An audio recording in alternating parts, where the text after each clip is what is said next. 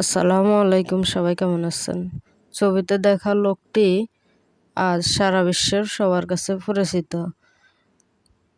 আপনি এই ফেসবুক খুললে এই লোকটিকেই দেখবেন, এই লোকটির ভিডিওটাই দেখবেন। শুধু এই লোকটিকে নিয়ে ভিডিও করা।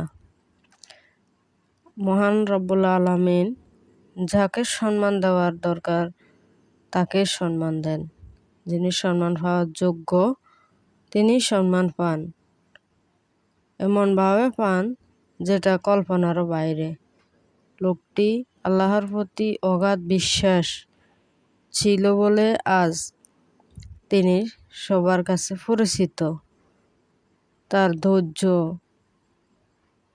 তার আস্থা আল্লাহর উপর এত বেশি ছিল, যার কারণে আল্লাহ তাকে মর্যাদার শিখরে পৌঁছে দিলেন।